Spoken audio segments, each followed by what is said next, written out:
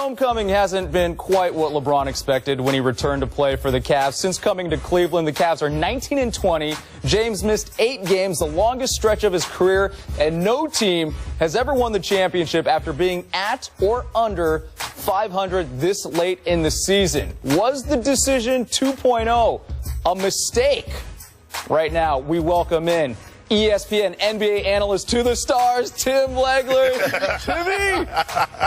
What's going on, sir? What's up? All right, decision 2.0. Does LeBron regret leaving Miami? I think regret might be a little bit too strong of a word, but there's no question in my mind he's second-guessing it. And I think he should. And that's been the body language thing that I've seen in LeBron this year. I think that's what it's all about. Look, if he doesn't leave Miami, I think that team's back in the finals. And he went to 4 straight. He only won 2 of those. He obviously wants more titles. He's looking at the situation he's in, and a lot of the things that are going on, I think it's kind of hit him. This is going to be a lot more work than I thought it was going to be. And that's where I think the negative body language was with LeBron early in the season. You know, I don't think that Kevin Love is the impact that he thought he would be. Now, I think a lot of that has to do with the way he's being used. You know, David Blatt. For LeBron, it's like, who is David Blatt? If LeBron James had signed there first, I don't think David Blatt would be the head coach. I think we all know that. Right. So LeBron James, does he give this guy enough respect to think that he's the guy we can ride this storm out with? I don't know that he believes that yet. Does he look? He looks around at the roster. You know, Varejao going down, I think, really kind of was deflating to LeBron James. He trusts him, counts on him.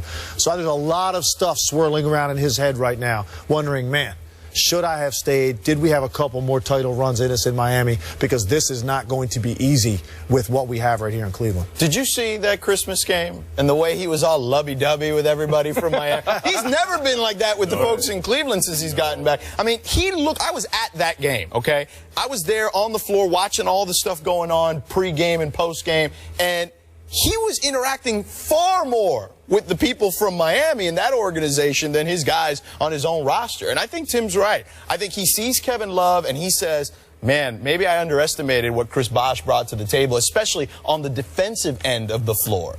And again, Chris Bosh, he took a lot of heat because he took a lesser role, but it was for the betterment of the team. And really the same thing for Dwayne Wade. And you've got a guy in Kevin Love who's used to getting his on bad teams, okay, and Kyrie getting his on bad teams. And yeah, if you're looking around, you're saying, Tim is right. You're like, we probably could have gotten to the finals again. And again, look, Dan Le Batard said this on his radio show, that he had heard that Pau Gasol was ready to sign in Miami, and LeBron told him, hey, I'm going to Cleveland. And that changed that. So they could have had the big 4 in Miami, potentially, with Pau Gasol, LeBron, Chris Bosh, and Dwayne Wade. I think regret, too, is a strong word, but I will say this. When you have head shaking already after 39 games, and the guy doing the most head shaking is the guy you need to make this work, that doesn't bode well for Cleveland, because I guarantee LeBron looks at Kyrie Irving and Kevin Love and he's saying, what the blank is wrong with you guys? Right. Because you knew what we signed up for together. This is why I came back to Cleveland, to make you guys a championship organization and make you 2 better championship players. And you guys are trying to do the same things that allowed you to win 33 games last year with Cleveland, or not even more than 45 games in Minnesota. Why would you think that would work here when you know it didn't work over there? So that's the problem from that standpoint, number 1. Number 2, to your point about Blatt not using Kevin Love effectively, well, now what is Kevin Love going to do about it? Seriously. Because if you know that you're going to be option 2 or option 3, you knew that coming to the Cleveland Cavaliers. You weren't just coming to this team and LeBron and Kyrie going to say, hey, you're number 1 in Minnesota, you're going to be number 1 here. No, you know on most nights you're going to be option 2 or option number 3. So if David Blatt's not using you effectively and you haven't said anything about it or done anything to try to usurp that, I mean, no disrespect to Markieff Morris, and I know it's a lot because Kevin Love's not a great defender, but 35 on Kevin Love, and they had to sit you down in the 4th quarter. I mean, that's just terrible, man. That's Venus disgusting. DeMilo could have played better defense than Kevin Love last night. So what are you That's going a to modern do about reference it? right there. I got news for you. What's that? Guess what? Kevin Love just dropped down a rung on the offensive priorities list. He should. Because of J.R. Smith. J.R. Smith took Lord. 14 threes last night. He took more shots than LeBron. Okay, Kevin Love, who has been basically relegated to a spot of 3-point shooter since he got there, you know, he's taken 5 or 6 a game. Right. J.R. Smith took took 14 threes last night. Because he thought he was at the carnival getting the stuffed animal. Third That's game. why. So my point being, he's not going to pass up anything that comes his way. Nope. So now you have Kevin Love already trying to figure out, man, it's a lot harder to play with guys that are dominating the ball when in Minnesota, I touched it first every time up the floor. Now he's trying to figure out a way to play off the ball. I can even see, I was out at the game in Oakland when they played the Warriors the other night. He's aiming the ball on his jump shot because he doesn't know when he's going to see the ball again. Exactly right. If he passes the shot up or misses that shot, he might not see it for another 6-8 trips. And you can just tell. I know that feeling when guys start to shoot the ball like that. It's not natural, free-flowing, like, oh, I'll shoot this, who cares? I'll get one on the next possession, like he did in Minnesota. It's not like that now. It's affecting his mind a little bit the way he's playing. And now J.R. Smith comes in. Every time he touched it, it's going up. So where Kevin Love, look, he has said, I'm not opting out. Well, he said, I'm not planning on opting out. Right. I think that was a very strategic way of putting that. Because, no, of course you didn't plan on it when you came there. You came there to win championships with LeBron James. But he's evaluating the landscape of this whole situation right now. And he doesn't play the fourth quarter of a game. It's probably the first time in his life he was not on the floor in crunch time to decide a game where the coach said, we're better off without you right now. Take a seat.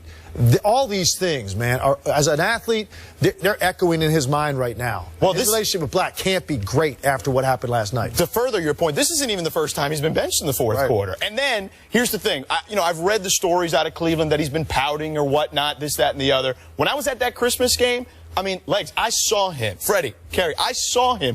Every time he didn't get the ball, okay, he would turn to Blatt and kind of do one of these, like, what's up? Like, what's up? There was one point where he didn't get the ball, and I'm going to stand up to do this, okay? He didn't get the ball, and he spun around like went like this. That's a good move by Michael. Okay? Wow. Michael Jackson. It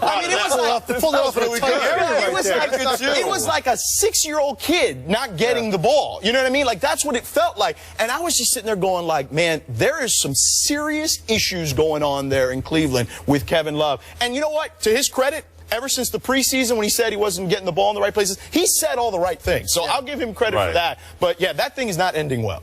We're harping on Kevin Love here. Between Kevin Love and Kyrie Irving, who shoulders more of the blame? Who needs to step up even more? Man, here's the thing. I don't necessarily think it's either one of those guys. I personally think it's this entire situation is going to hinge on a relationship between David Blatt and LeBron James.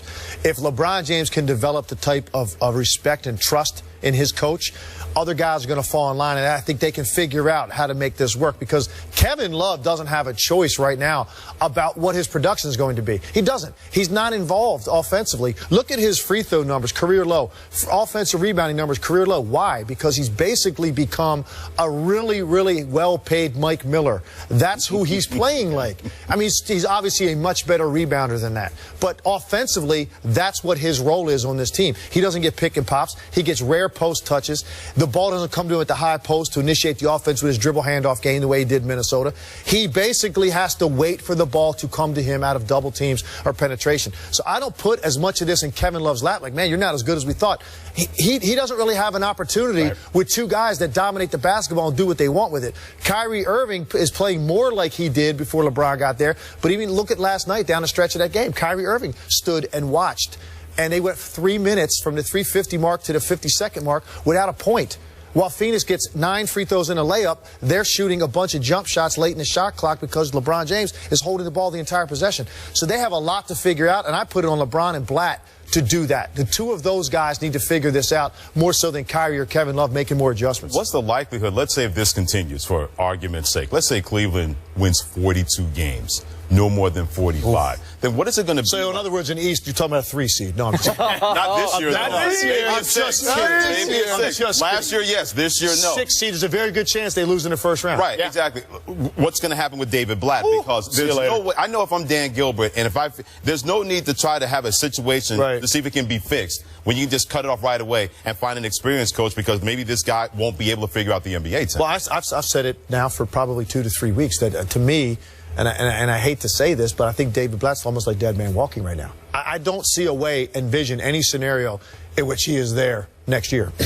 Whether they fire him some point during the season this year, because they just don't want to waste any time and know that every year is priceless to LeBron James. When you have him on your team, you need to try to win that year. Or he makes it through the year and they go in a different direction next year, particularly if they lose in the first round of playoffs. There's just no way that he's going to get enough support from that team, regardless of what Gilbert says or Griffin says. And I think he painted himself into a corner the other day by saying, no, he's our guy. He's not going anywhere. All this talk's ridiculous. Well, Kevin Love's listening to that, too. He can opt out. If he doesn't like this situation, he might not even be there next year. Hello, Lakers. Very true.